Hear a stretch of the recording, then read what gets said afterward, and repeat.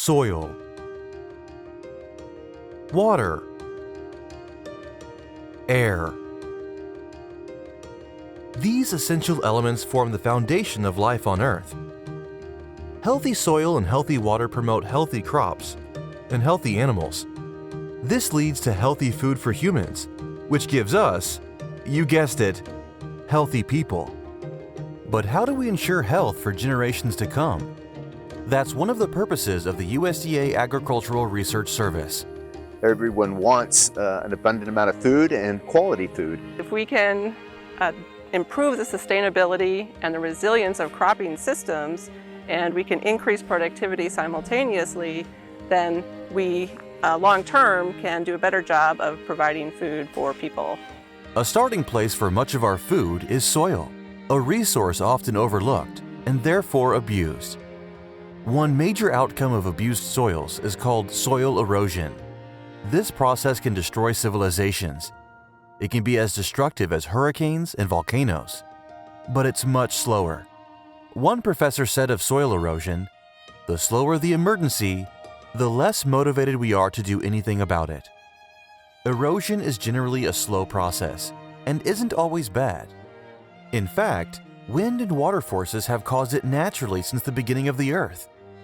But when we remove plants and expose the soil, it becomes vulnerable to rapid erosion, and that is when it's a problem. This happens in many parts of the world when farmers cultivate their land.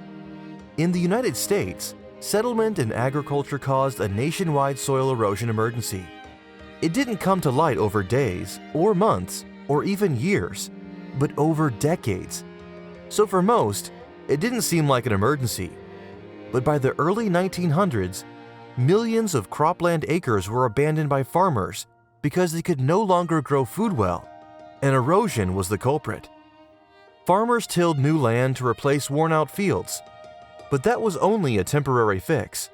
The frontier was limited, and soon expansion wasn't an option. Eroded lands couldn't just be left behind anymore. This great resource called soil needed to be better understood and managed. There are two main types of soil erosion: wind and water. A lot of students learned about the Dust Bowl in the Great Plains, and they know that it was caused by wind erosion. However, not as many of them learned about water erosion, which is more prevalent in the eastern and wetter half of the United States. Some of the worst water erosion in the central U.S. occurred in areas with poorly drained soils. For these soils, water doesn't go into the soil very quickly, and so a lot comes off in runoff and takes the soil with it in the form of erosion. In the 1920s, the U.S. Department of Agriculture began research in erosion hotspots. One of those hotspots was the clay pan soil region in Missouri. Later, the Agricultural Research Service, or ARS, formed within USDA, and research soon followed in Missouri in the early 1960s. These efforts were officially titled the Cropping Systems and Water Quality Research Unit in 1987.